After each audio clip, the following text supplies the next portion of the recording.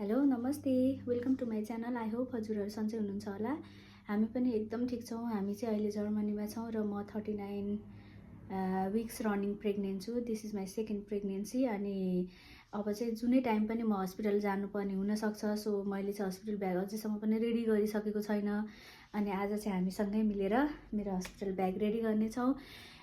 पहिलाको प्रेग्नेन्सीको थोरै एक्सपिरियन्सको कारणले चाहिँ मलाई यो प्रेग्नेन्सीमा चाहिँ ब्याग रेडी गर्न चाहिँ एकदम सजिलो छ। तर 39 विक्स भइसक्दा पनि मेरो चाहिँ सबै सामानहरू पनि अझै पनि कम्प्लिट भइसकेको छैन। सामानहरू अर्डर गरेको छु, आउन बाँकी नै छ। अनि अर्को राम्रो पोइन्ट भनेको चाहिँ हामी चाहिँ ठ्याक्कै हस्पिटलको वारिपारि बस्छौँ। पारिपट्टि हस्पिटल रोड अनि त्यसपछि वारिपट्टि चाहिँ हामी बस्छौँ। त्यही भएर सामानहरू छुट्दा ओर्दा पनि खासै फरक पनि पर्दैन। अनि सामानहरू जतिखेर पनि यता र उता ल्याउन लानलाई चाहिँ एकदम सजिलो हुन्छ। सो मैले धेरै सामान चाहिँ प्याक गर्दिनँ। अनि मैले जे जति प्याक गर्छु त्यो चाहिँ म हजुरहरूलाई देखाउने छु। यता फर्स्टमा चाहिँ बेबीको सामानबाट स्टार्ट गरौँ। पहिलाको पालीमा पनि र अहिलेको पालीमा पनि मलाई चाहिँ डक्टरहरूले के भन्नुभएको छ भने बच्चाको लागि सामान चाहिँ केही पनि नलिएर आउनु। हामी फर्किँदाखेरि चाहिने बच्चाको कपडाहरू बाहेक अरू सामानहरू चाहिँ केही पनि लिएर आउनु पर्दैन। बच्चालाई हस्पिटल बसिन्जेलको कपडा यताउता त्यो चाहिँ सबै हस्पिटलमा एभाइलेबल हुन्छ। र घरको कपडाहरू, बाहिरी कपडाहरू, यस्तो कपडाहरू चाहिँ उहाँले युज गर्न पनि दिनुहुन्न। हाइजिनको कारणले त्यहीँको कपडाहरू मात्रै युज गर्न दिनुहुन्छ अरे। सो नानीको पालामा पनि त्यस्तै भएको थियो। हामीले घर फर्किने कपडा मात्रै लगेका थियौँ। अनि अहिले पनि हामी घर फर्किने कपडाहरू मात्रै नै छ। म हजुरहरूलाई देखाउँछु मसँग चाहिँ के कपडाहरू छन् भनेर।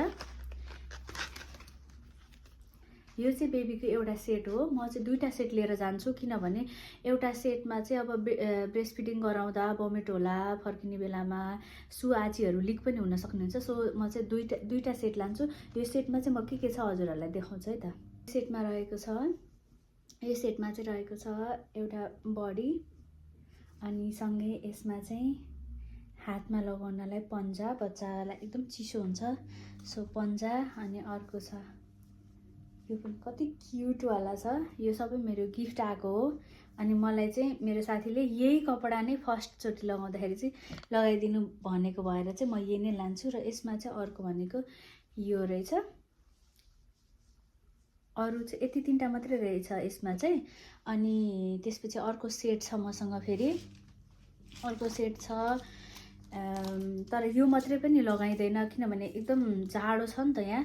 त्यही भएर मसँग अरू कपडाहरू पनि छ, म देखाउने नै छु। यो चाहिँ भित्र लाउने कपडा भयो, बाहिर लाउने कपडाहरू छ। अर्को सेटमा छ यो एउटा, अर्को सेटमा छ यो सेट पनि म खोलेर हजुरहरूलाई देखाउने नै छु यसभित्र के छ भनेर। ओके, यो सेट रहेको छ अर्को सेट चाहिँ। यसमा पनि म के छ हजुरहरूलाई देखाउँछु। यसमा चाहिँ फेरि अहिलेको जस्तै सानो बडी, अनि त्यस पछाडि छ बडीदेखि बाहिरपट्टि लगाउनको लागि पनि कति क्युट। अनि त्यसपछि रहेको छ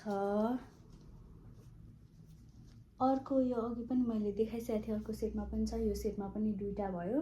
अनि यसमा छ र्याले पनि छ। अनि यसमा चाहिँ एक्स्ट्रा सुरुवाल, अनि त्यस पछाडि बेबी र्यापको लागि एउटा ब्ल्याङ्केट सानो पातलो खालको। अनि त्यसपछि रहेको छ यसमा चाहिँ टोपी पनि रहेको छ। अनि मैले चाहिँ त्यो दुई सेट भइहाल्यो। त्यसपछि यहाँ छ मोजाहरू।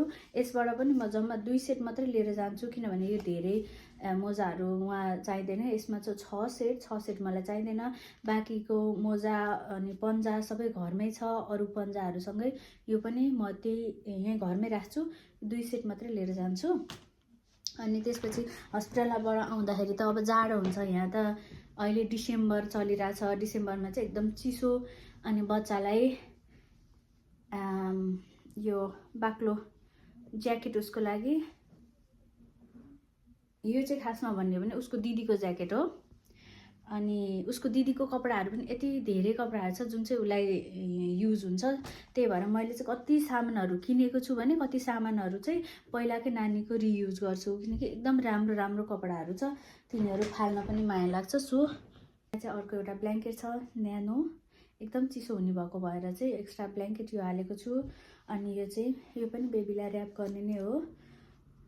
एकदम न्यानो टाइपको छ, यो यति भएपछि बेबीलाई घर आउँदाखेरि चाहिँ चिसो चाहिँ केही पनि हुँदैन, उसलाई चिसोले चाहिँ छुँदैन। यो वाला यो चाहिँ मैले 2-3 वटा लिएको छु अनि मैले हस्पिटलमा चाहिँ अब धेरै नचाहिने भएको भएर मैले एउटा मात्रै लिएर जान्छु, जुन चाहिँ आउँदाखेरिलाई यता यस्तो ब्रेस्ट फिडिङ गराउँदा आउँदाखेरिको लागि भनेर राखेको हो। तर नर्मल्ली यो हस्पिटलमा पनि पाइन्छ, हस्पिटलमा उहाँ बस्दाखेरि हस्पिटलमै दिनुहुन्छ, तर यो घर आउँदाखेरिको लागि भनेर चाहिँ एउटा यो एक्स्ट्रा हालेको छु। अनि एउटा तातो खालको टोपी, त्यो टोपी चाहिँ मैले यहाँ ठ्याक्क ल्याउन बिर्सेछु, एउटा तातो खालको अर्को एउटा टोपी हाल्ने हो। त्यति भएपछि बच्चाको लागि चाहिँ पुरै भयो। बच्चाको लागि अरू उहाँ युज हुने सामानहरू जस्तै स्याम्पू अनि त्यस पछाडि र्यासेस क्रिमहरू, बडी लोसन सबै नै उहाँ दिएको हुन्छ। हामीले घरबाट केही पनि लिएर जानु पर्दैन। त्यो सामानहरू चाहिँ मैले घरमा बेबीको लागि सबै रेडी गरेर राखेको छु, तर म लान चाहिँ लाँदिनँ। यो चाहिँ भयो बेबीको। अब रहन्छ मेरोमा पनि घर नजिकै भएको भएर मैले धेरै सामान चाहिँ बोकेर लाँदिनँ। मेरो सामानहरू चाहिँ केही छुटेको यताउता सामानहरू चाहिँ यहाँबाट नजिकै भएको भएर यताउता ल्याउन सजिलो हुने भएर म एउटा सानो लगेज मात्रै लिएर जान्छु। मलाई चाहिँ के भन्नुभएको छ भने तिमी चाहिँ भ्याकेसनमा जान लाए जस्तो गरेर आफूलाई चाहिने सामानहरू बोकेर आउनु, बेबीको लागि नल्याउनु भन्नुभएको छ। अनि यो जति पनि मैले बेबीको कपडाहरू रेडी गरेर राखेको छु, देखाएको छु अहिले हजुरहरूलाई, सबै मैले प्याकेटबाट निकाल्दै देखाइरहेको छु। सो यो धुएको छैन, एकचोटि धोएर मात्रै म बच्चाको कपडाहरू युज गर्छु। सो यो चाहिँ धुन बाँकी नै छ। अब आजै यसलाई चाहिँ मेसिनमा हालिदिन्छु अनि त्यसपछि रेडी गरेर राख्नेछु। एउटा ब्यागमा रेडी गरेर राखिसकेपछि म हस्पिटल जाँदाखेरि यो लिएरै जानुपर्छ भन्ने हुँदैन। डिस्चार्ज गर्ने दिन लिएर गएर अनि लिएर आउँदा हुन्छ। हस्पिटल जाँदा चाहिँ म आफ्नो लागि मात्र लिएर जान्छु। यो चाहिँ रेडी गरेर मात्रै राखेको। अब पालो रहेको छ मेरोमा चाहिँ मैले चाहिँ के राखेको छु भने अब डिसेम्बरको महिना जाडो महिना भएको भएर चाहिँ 2-3 सेट कपडाहरू राखेको छु, जुन चाहिँ मलाई राम्रो भन्दा पनि एकदम कम्फर्टेबल हुने खालको छ। यो एकदम कम्फर्टेबल हुनेछ। अनि त्यस पछाडि न्यानो सुरुवालहरू पनि राखेको छु, जुन चाहिँ एकदम कम्फर्टेबल हुनेछ। जो यो सुरुवालहरू चाहिँ मैले 4-5 वटा राखेको छु, किनभने लेबरमा पनि लगाउनु पर्छ। अनि लेबर पेनको टाइममा त्यो भइरहेको बेलामा पनि अब कति बेर कुर्नुपर्ने हो के हुने हो थाहा हुँदैन। हस्पिटलको कपडा त हुन्छ। लास्ट टाइम चाहिँ म फर्स्टमा चाहिँ मेरो आफ्नै कपडामा बसेको थिएँ, पछि चाहिँ अनि हस्पिटलको कपडा चेन्ज गरेको भएर चाहिँ मैले चाहिँ राखेको छु 4-5 वटा यस्तो टाइपको सुरुवालहरू। अनि मसँग पातलो टाइपको पनि राखेको छु, बाक्लो मात्रै होइन पातलो पनि, किनभने भित्र चाहिँ हिटर अन हुने भएर कहिले चाहिँ एकदम गर्मी हुन्छ, त्यतिखेरको लागि चाहिँ पातलो सुरुवाल र बाक्लो गरेर मैले 4-5 वटा सुरुवालहरू राखेको छु। अनि त्यसपछि माथिबाट लगाउने चाहिँ माथिबाटको लागि पनि कम्फर्टेबल, आफूलाई राम्रो भन्दा पनि एकदमै कम्फर्टेबल कपडाहरू चाहिन्छ हस्पिटलमा। सो मैले चाहिँ यस्तो कपडाहरू छ, यस्तो चाहिँ मेरो यो पनि यस्तो टाइपको कपडाहरू पनि मैले 3-4 वटा राखेको छु, जुन चाहिँ डेलिभरी पछाडि पनि चाहिन्छ, डेलिभरीको अगाडि पनि चाहिन्छ। डेलिभरी टाइममा त नर्मल्ली उहाँकै गाउन लगाइन्छ, हस्पिटलको गाउन, त्यसपछि चाहिन्छ। अनि त्यस पछाडि रहेको छ टावेल त अफकोर्स चाहिहाल्यो एउटा फेसको लागि, किनकि हस्पिटलमा एभाइलेबल हुन्छ, तर मलाई हस्पिटलको टावेलहरू युज गर्न मन पर्दैन। सो म चाहिँ घरबाट एक्स्ट्रा 2टा टावेल अनि त्यस पछाडि फेसको लागि एउटा छुट्टै, फेसको लागि छुट्टै र बडीको लागि छुट्टै 2टा टावेल लिएर जान्छु। अनि एकदम चिसो चाहिँ खुट्टामा चाहिँ चिसो लागिरहेको हुन्छ नि त, त्यही भएर यस्तो खालको बाक्लो खालको मोजाहरू चाहिँ 2-3 जोर 4 जोर मैले चाहिँ 5 जोर राखेको छु। यस्तो मोजाहरू पनि राखेको छु। अनि त्यसपछि रहेको छ पोस्टपार्टम अन्डरवेयर्स होइन, जुन चाहिँ यदि अपरेसनै गर्नु, मेरो पहिलाको अपरेसन थियो अनि अहिलेको मेरो फिक्स छैन, अहिले चाहिँ नर्मल ट्राई गर्ने, यदि नर्मल भएन भने चाहिँ अपरेसन गर्ने भन्नुभएको छ डक्टरहरूले। अनि अपरेसन भयो भने त्यही खालको लगाउनुपर्छ जहाँ चाहिँ घाउमा चाहिँ त्यसको डाम नबसोस् भनेर। सो अर्कै खालको पोस्टपार्टम अन्डरवेयर्सहरू लिएको छु। अनि अर्को छ ब्रेस्ट फिडिङ ब्राहरू लिएको छु, त्यो चाहिँ मैले अहिले यहाँ देखाइनँ, तर सबै थोक चाहिँ मेरो ब्यागमा रेडी छ त्यो चाहिँ। अनि त्यसपछि रहेको छ यो अर्को चाहिँ प्याड हस्पिटलमा पनि पाउँछ मजाले वहीँ बसिन्जेललाई, तर घर फर्किने बेलाको लागि या आफूलाई घरको लागि चाहिँ मैले अनि छुट्टै रेडी गरेर राखेको छु। अर्को छ यो चाहिँ मेरो बेसिक स्किन केयरको सामानहरू।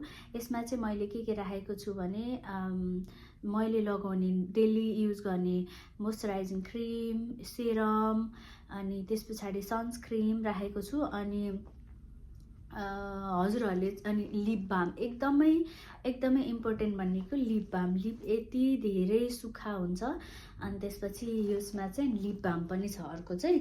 अनि मैले पहिलाको पालि चाहिँ मेकअपको फुल सामानहरू लिएर गएको थिएँ हस्पिटलमा। मैले सोचेको थिएँ कि मेकअप गर्छु, फर्स्ट पिक्चर चाहिँ बेबीसँग लिँदाखेरि चाहिँ एकदम राम्री बनेर यस्तो गरेर भनेर पुरै फाउन्डेसन यताउता टन्नै सामानहरू लिएर गएको थिएँ, कम्प्लिट मेकअपको सामान बोकेर गएको थिएँ।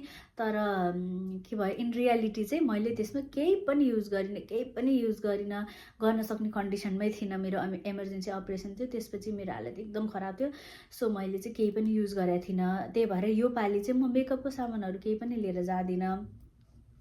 जस्ट मलाई चाहिने स्किन केयर चाहिँ आफूलाई अलिक कम्फर्टेबल भइसकेपछि स्किन केयर चाहिँ गर्नुपर्छ। सो स्किन केयर भएन भने चाहिँ आफूलाई अनकम्फर्टेबल हुन्छ। सो स्किन केयरको सामानहरू चाहिँ यसमा चाहिँ त्यही क्रिमहरू मात्रै हो। यसमा चाहिँ रहेको छ, यो चाहिँ मलाई बिहान बेलुका डेली युजमा आउने सामानहरू छ, जुन चाहिँ स्किन केयर प्रडक्टसँग पनि राख्दाखेरि चाहिँ धेरै सामान हुने अनि राख्नलाई चाहिँ गाह्रो भइराख्ने सामानहरू खोजिरहनु पर्ने भएर यो चाहिँ मैले यसमा राखेको छु। यसमा चाहिँ के राखेको छु भने मैले फेस वास, यो दाँत सफा गर्ने ब्रस, अनि यसमा टुथपेस्ट, यति मात्रै छ यसमा चाहिँ। अब बाँकी रहेको छ अझै इम्पोर्टेन्ट सामानहरू जुन चाहिँ मैले यहाँ लिएर आएको छैन, जुन चार्जर अनि चप्पल, घर बस्दा लाउने चप्पलहरू अलिक कम्फर्टेबल हुने टाइपको, किनभने हामी जतिखेर पनि जुत्ता लाउन सकिँदैन। सो चप्पल, अनि त्यस पछाडि त्यो चप्पल चाहिँ नुहाउँदा ओर्दा पानीमा भिज्दा पनि फरक नपर्ने खालको चप्पलहरू, एक जोड चप्पल त्यो बाँकी छ। अनि निप्पल क्रिम पनि अर्डर गरेको छु, त्यो आइसकेको छैन, किनभने निप्पल क्रिम पनि एकदम इम्पोर्टेन्ट हुने रहेछ। मैले फर्स्टमा लगाएको थिइनँ, तर पछि थाहा भयो निप्पल क्रिम इम्पोर्टेन्ट रहेछ। सो मैले चाहिँ निप्पल क्रिम पनि अर्डर गरेको छु यो पालि। सो चार्जर त मैले अघि मेन्सन गरिहालेँ। चार्जरमा पनि हजुरहरूसँग पावर ब्याङ्क छ भने पावर ब्याङ्क पनि लाँदाखेरि एकदमै राम्रो। यदि पावर ब्याङ्क छैन भने चाहिँ त्यो लङ काबेल भएको लामो तार भएको चार्जर छ भने चाहिँ सकेसम्म चाहिँ बेडमा परैबाट पनि मोबाइल चार्ज गरेर हजुरहरूले युज गर्न सक्नुहुन्छ। सो लामो काबेल भएको चार्जर छ भने चाहिँ एकदम राम्रो चार्जर अथवा पावर ब्याङ्क चाहिँ। अनि यसमा छ मेरो चाहिँ, मैले चाहिँ यहाँ दुईवटा फाइल गरेर डकुमेन्टहरू रेडी गरेको छु। एउटामा छ कपी र अर्कोमा छ ओरिजिनल। मैले चाहिँ के चाहिँ राखेको छु भने मेरो पासपोर्ट, अनि मेरो भिजाको कार्ड, अनि त्यस पछाडि मेरो मोटर पास, इम्फ आउसवाइस, अनि हस्पिटलमा दिएको पेपरहरू जुन चाहिँ हामीले साइन गर्नुपर्ने यताउता पेपरहरू अगाडिदेखि नै दिएको हुन्छ, त्यो पेपरहरू यदि छ भने, छैन भने परेन। अनि त्यसपछि अर्को रहेको छ हाम्रो म्यारिज सर्टिफिकेट, अर्को मेरो र मेरो हस्बेन्डको बर्थ सर्टिफिकेट, जुन चाहिँ सबै हामीले चाहिँ म्यारिज सर्टिफिकेट र बर्थ सर्टिफिकेट चाहिँ यहाँ हामीले ट्रान्सलेट गराएको छौँ। त्यो ट्रान्सलेट गराएको बाट एउटा ओरिजिनल र अर्को कपी दुइटै हामीले चाहिँ यहाँ सेट गरेर राखेका छौँ।